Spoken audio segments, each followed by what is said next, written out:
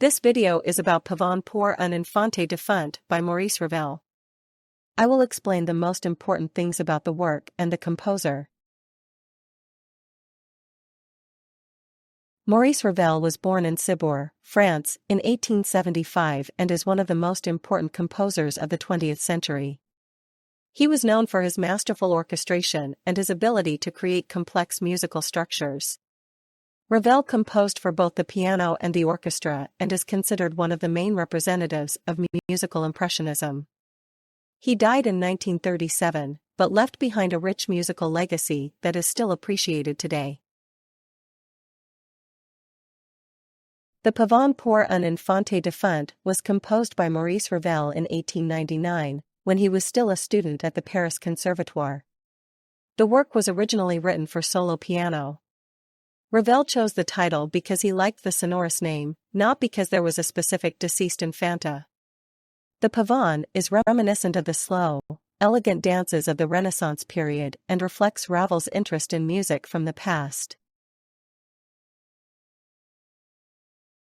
The premiere of Pavane pour une Infante Défunte took place in 1902.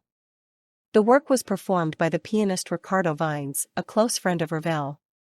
The performance was a success and contributed significantly to Ravel's early fame. Later, in 1910, Ravel orchestrated the piece, which made it even more popular. The orchestrated version is often performed by orchestras worldwide today. The Pavane pour une Infante Défunte is a short, elegant piece that lasts about 6 minutes. It is written in a calm and even tempo and is in the form of a pavane. The main theme is introduced at the beginning and returns several times during the piece. The music is characterized by gentle harmonies and a clear, melodious line. The structure of the work is simple but effective.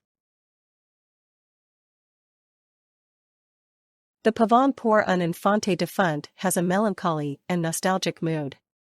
Ravel created an atmosphere of elegance and grace that recalls a bygone era.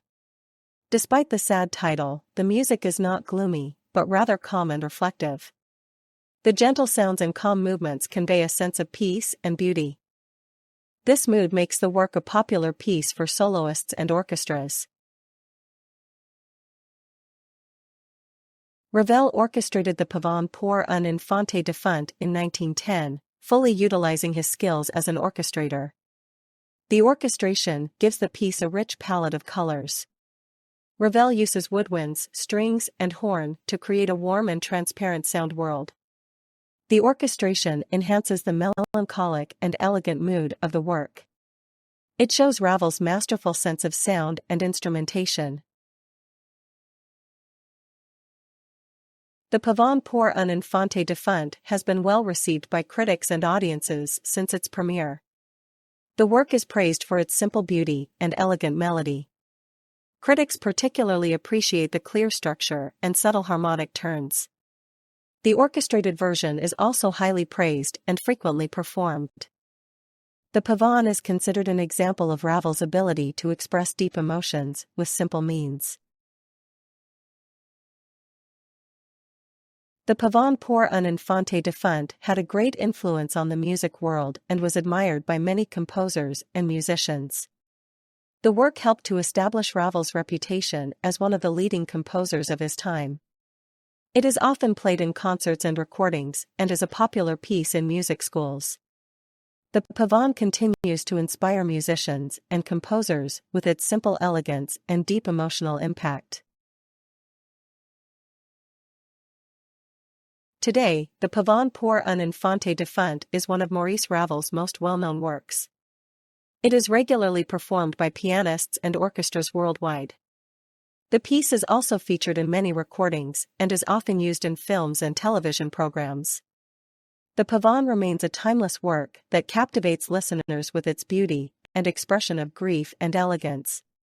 Ravel's Pavane pour une Infante Défunte is a lasting masterpiece of classical music.